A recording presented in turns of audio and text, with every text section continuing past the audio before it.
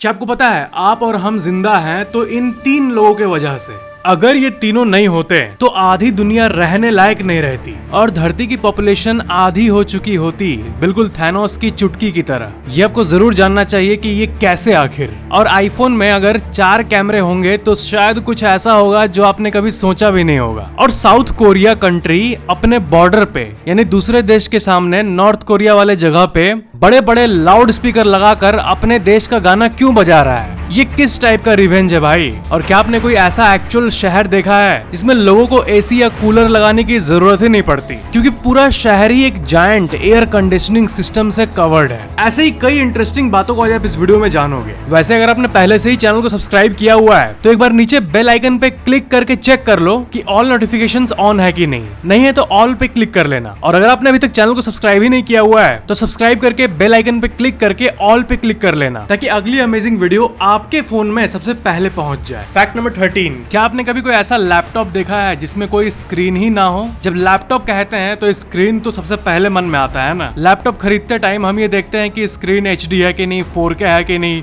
GTA चल जाएगा या नहीं। लेकिन आपको इसका अंदाजा होना चाहिए कि जैसे जैसे टेक्नोलॉजी बढ़ती है, जो चीजें हमारे लिए कंफर्टेबल होती है वो चीजें आने लगती है विथ टाइम। और मैं अगर आपसे अभी ऐसा कहूँ कि भविष्य में आने वाले लैपटॉप्स में स्क्रीन नहीं रहेगा तो आपको शायद लगे क्या ऐसा थोड़ी होगा, पर टेक्नोलॉजी एक्सपर्ट्स के हिसाब से इस चीज की शुरुआत हो चुकी है। लैपटॉप के अपग्रेडेड कैटेगरी को स्पेस टॉप कहते हैं, स्पेस टॉप। और ये एक ऐसा लैपटॉप है जिसमें आपको चश्मा मिलता है और वही पहनने के बाद आपके सामने एक स्क्रीन दिखता है जिसका साइज आप जितना चाहे उतना बड़ा कर सकते हो। तो सबसे पहली बात, फिजिकल स्क्रीन ना होने के चलते जो साइज है लैपटॉप का वो बहुत ही ज्यादा कम हो जाएगा। लैपटॉप का वेट भी कम हो जाएगा और प्राइवेसी बढ़ जाएगी और आप जो चाहे वो कर सकते हो, क्योंकि आपके लैपटॉप स्क्रीन को कोई देख नहीं रहा होता है, प्राइवेट डिस्प्ले होता है। तो हाँ, प्रेजेंट में स्क्रीन लैपटॉप चल रहे हैं और भविष्य में आएंगे screen less laptop. Fact number 12, अपने हाइपोथेसिस वर्ड के बारे में तो सुना ही होगा। कोई भी साइंटिफिक बात जब तक प्रूव ना हो जाए उसके पहले उसको हाइपोथेसिस कहा जाता है। इसका मतलब ऐसी बातें जिसका कोई प्रूफ नहीं है। जैसे क्वांटम मैकेनिक्स के अंदर भी ऐसी कई बातें हैं जिसका कोई मैथमेटिकल प्रूफ है नहीं फिलहाल, और उसे ही हाइपोथेसिस कहते हैं। तो F. शेरूड रोलैंड और मारियो जे मोलिना, ये दोनों 1974 में एक बात हाइपोथेसाइज किए थे कि मैथमेटिकल कैलकुलेशंस के हिसाब से धरती के ऊपर जो ओजोन लेयर है उसमें छेद है और ये छेद बढ़ते जा रहा है दिन ब दिन। और उसके बाद पॉल जे क्रुटजेन नाम के एक वैज्ञानिक ने भी ये फाइंड किया कि हवा में मौजूद नाइट्रोजन ऑक्साइड्स ओजोन लेयर को खत्म कर देंगे। जब ये बात शुरू में बताई गई तब उतना कोई सीरियस लिया नहीं इसको, लेकिन ओवर टाइम, वक्त के साथ जैसे जैसे टेक्नोलॉजी बढ़ी तो पता चला कि एक्चुअल में ओजोन लेयर में एक बड़ा सा छेद था उस टाइम। और जब ये बात पता चली और ये बात प्रूव हो गई तब इन तीनों को नोबेल प्राइज मिला, नोबेल प्राइज इन केमिस्ट्री 1995 में। यानी करोड़ों लोगों में किसी ने ये फाइंड नहीं किया था और किसी ने सीरियसली नहीं लिया था कि ऐसा भी कुछ हो रहा है, ओजोन लेयर डिप्लीट हो रहा है। लेकिन इन्हीं के चलते अवेयरनेस जागी और साल 1987 में इस दुनिया के बहुत सारे कंट्रीज ने मिलकर कई प्रोटोकॉल्स को साइन किया कि हमें ये गैसेस रिलीज नहीं करना है, और उसके बाद ही ओजोन लेयर फुल्ली रिकवर कर गया नेचुरली। और अगर ये नहीं होता तो आज ओजोन लेयर का जो छेद है वो बहुत बड़ा हो चुका होता।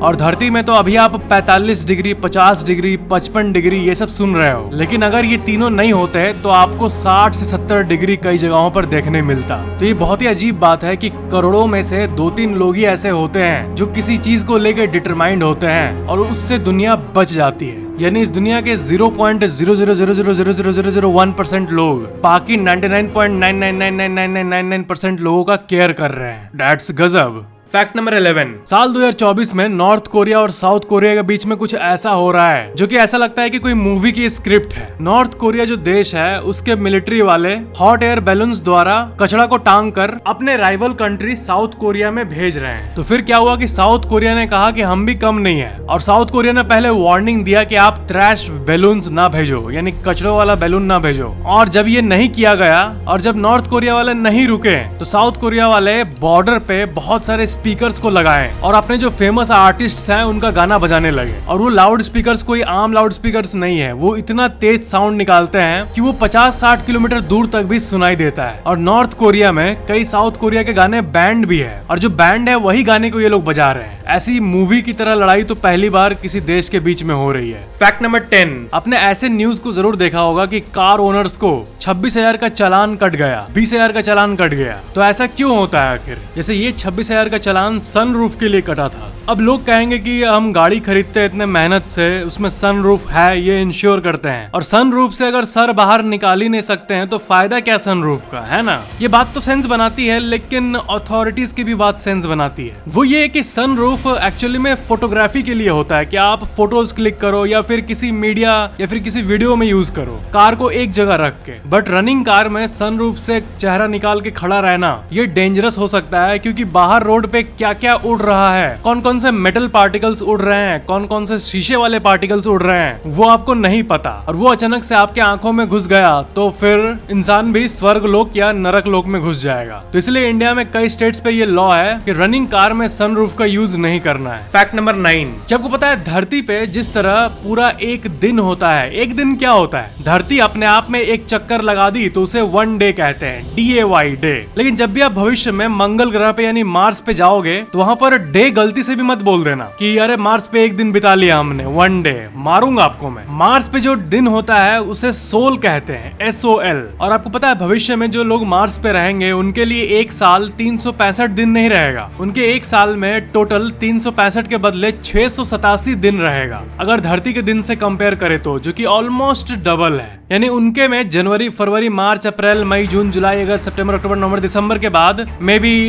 जनवरी, फरवरी और 12 महीने रहेंगे। दिसंबर के बाद लिसंबर, तुसंबर, अक्टूबर, नवंबर, ऐसा कुछ निकालना पड़ेगा। ऑलमोस्ट 22 से 24 महीने रहेंगे एक साल में। फैक्ट नंबर 8, कई लोग जब ज्वेलरी स्टोर में जाते हैं तो वो सोचते हैं कि डायमंड लेना सही है कि नहीं। आप अपने पेरेंट्स से, मम्मी से, पापा से एक बार पूछना कि जब भी हम ज्वेलरी लेते हैं, गहना लेते हैं, तो सोना तो लेते हैं और हमें पता है कि सोना एक सेफ एसेट है। सोना का जो प्राइस है वो हर साल बढ़ते रहता है और ऐसा बहुत कम ही देखा गया है कि सोना का प्राइस क्रैश किया हो, और इसलिए सोने को इन्फ्लेशन हेज भी कहा जाता है। वो तो ठीक है, लेकिन क्या डायमंड का भी प्राइस बढ़ता है? और जहां तक चांदी की बात है तो उसकी भी प्राइस सालों दर साल बढ़ते रहती है। तो इसका आंसर है हाँ, डायमंड का प्राइस बढ़ता है, लेकिन वो उस रेट से नहीं बढ़ता है जिस रेट से सोना और चांदी बढ़ता है। पहले तो प्राइस देखने में बड़ा मजा आता है। अभी के समय में 1 केजी चांदी की कीमत है लगभग 80,000 रुपए, 1 केजी गोल्ड की कीमत है लगभग 60 लाख रुपए, और 1 केजी प्योर डायमंड की कीमत है 250 करोड़ रुपए। और इसकी प्राइस एप्रिसिएशन की बात करें तो गोल्ड 9% पर ईयर का CAGR देता है। अगर हिस्टोरिकल डेटा देखें तो सिल्वर 7% का CAGR दिया है, ये CAGR ग्रोथ रेट को कहते हैं, और डायमंड 5% के आसपास दिया है, जिसका मतलब ये हुआ कि ये तो बैंक FD से भी कम दे रहा है। यानी इन्वेस्टमेंट की बात करें तो डायमंड में इन्वेस्ट करना ये उतना सेंस नहीं बना रहा है। यानी गोल्ड अभी भी दुनिया का राजा है। फैक्ट नंबर 7, कई लोग ये सवाल पूछे हैं कि फैक्ट एग्स किस टेम्परेचर तक पहुंचने के बाद AC काम करना बंद कर देता है। जैसे कि हम सुनते हैं कि आने वाले समय में 60 डिग्री पार होगा, 65 डिग्री पार होगा, तो क्या ऐसी कंडीशंस में AC काम करेंगे? तो ये आपको सुनने में बहुत अजीब लगेगा, लेकिन अभी के समय के जो ACs हैं वो हाईएस्ट 55 से 60 डिग्री तक ही काम करने के लिए बने हैं, क्योंकि वर्ल्ड एवरेज टेम्परेचर इससे ऊपर कभी भी नहीं गया है। और कई AC 50 डिग्री पार होने के बाद ठीक से कूलिंग नहीं कर पाते हैं, और जो सबसे अच्छे कंपनीज वाले AC होते हैं वो 55 तक पहुंच पाते हैं। पर 56 डिग्री और 57 डिग्री के बाद AC काम करना बंद कर देता है, जब तक कि वो नासा के लेवल का AC ना हो। क्योंकि एक्सट्रीम टेम्परेचर्स में AC का जो कंडेंसर और जो अंडर के मशीन्स होते हैं वही ओवरहीट हो जाते हैं। यानी हाँ, आप पूरी 60 को एक ऐसा टेम्परेचर मान सकते हो जिसके बाद अगर 61 डिग्री हुआ तो दुनिया की कोई AC, अनलेस वो नासा ओसा की ना हो, तब तक वो काम नहीं करेगी। फैक्ट नंबर 6, ये एक बहुत ही इंटरेस्टिंग फैक्ट है। साल 1960 में डेविड लैटिमर, इन्होंने एक आर्टिफिशियल गार्डन बनाने का ट्राई किया था एक ग्लास के अंदर, और उनका प्लान ये था कि ये इस ग्लास को सील कर देंगे पूरी तरह से ताकि बाहर की हवा ना घुस पाए, और वो इस बात को प्रूव करेंगे कि एक एनवायरनमेंट अपने में ही सेल्फ सस्टेन कर सकता है। यानी जो अंदर की दुनिया है इसी के अंदर क्लाउड्स बनेंगी, मॉइस्चर होगा, वेपर बनेगा, प्लांट ग्रो होगा, एक perfectly balanced self sufficient ecosystem बनाने की कोशिश की गई। और आप यकीन नहीं करोगे, 1960 में इसको बनाया गया और 12 साल बाद 1972 में इसमें एक बार पानी डाला गया, फ्रेश पानी, और उसके बाद से लेकर आज तक ऑलमोस्ट 50 साल बाद भी ये वैसा ही का वैसे ही पड़ा हुआ है और प्लांट अभी भी फ्रेश है, 60 साल तक फ्रेश। आप सोचो विज्ञान क्या क्या कर सकता है, दैट्स रियली गजब। और एक इम्पोर्टेंट बात है कि इसको धूप में ही रखा जाता है जिससे कि ये प्लांट फोटोसिंथेसिस कर पाते हैं। और यहाँ पर एक अमेजिंग फैक्ट आपको बता दूं, जिस तरह मछलियों के इकोसिस्टम को एक्वेरियम कहते हैं, वैसे ही जो ये प्लांट्स का इकोसिस्टम होता है, जैसे कि एक plant system in a jar या ऐसा कुछ, उसे टेरेरियम कहते हैं। एक्वेरियम शब्द का भाई कह सकते हो, terrarium, the ecosystem of plants.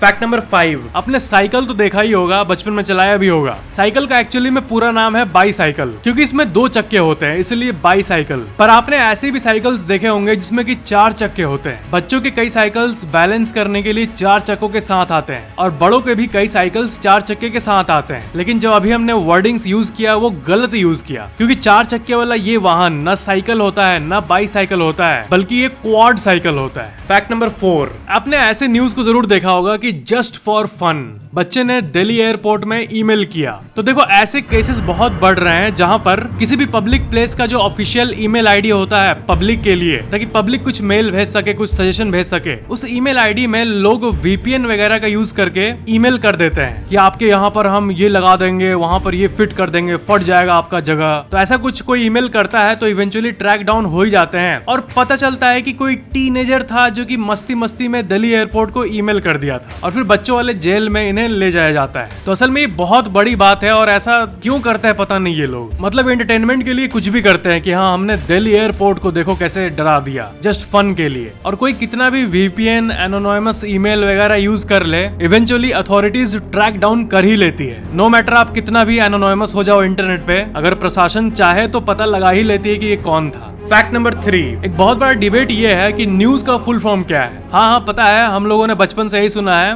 और मैंने भी पहले भी बताया है कि north east west south news का फुल फॉर्म होता है, यानी हर जगह की खबरें आप तक पहुंच रही है, इसलिए न्यूज कहते हैं। लेकिन वर्ल्ड के कई पार्ट्स में न्यूज का फुल फॉर्म कुछ और ही होता है। फुल फॉर्म से डायरेक्शन मालूम चले, यानी नॉर्थ ईस्ट वेस्ट वगैरह, उससे बेटर फुल फॉर्म मौजूद है जिसे कहते हैं नोटेबल इवेंट्स, वेदर और स्पोर्ट्स, NEWS, यानी इंपॉर्टेंट घटनाएं, मौसम और खेल। फैक्ट नंबर 2, कई लोग ये सोचते हैं कि इस दुनिया की जो सबसे बड़ी टेक्नोलॉजी कंपनी है एप्पल, उसके जो फोन्स आते हैं जिसके लिए पूरी दुनिया पागल रहती है, उसने आज तक हाईएस्ट 3 कैमरास वाला फोन निकाला है। तो क्या ऐसा है कि वो 3 से ज्यादा कैमरा नहीं दे सकती? जहां बाकी कंपनीज 4 कैमरा 5 कैमरा तक भी पहुंच गई है, तो सबसे बड़ी वाली कंपनी क्यों ऐसा नहीं कर रही है? उसने क्यों अपने आप को रोक के रखा है? तो इसके जो कारण हैं वो बहुत ही इंटरेस्टिंग है। देखो सबसे पहली बात, किसी भी कैमरा एंथुसियास्ट के लिए अगर 3 चीजें मिल जाए तो कैमरा संपूर्ण हो जाता है। जैसे कैमरा में जो 1x होता है यानी नॉर्मल कैमरा, वो होता है वाइड लेंस। जो 0.5x होता है कैमरा में, वो अल्ट्रा वाइड लेंस होता है जो कि और वाइड एरिया को कैप्चर करता है। और जो 2x होता है जूम, वो होता है टेलीफोटो। और यही 3 लेंसेस आईफोन्स के 3 कैमरा में मौजूद है। और नाइट मोड वगैरह में फोटो लेने पर तो तीनों कैमरास साइमल्टेनियसली यूज होता है। तो इसका मतलब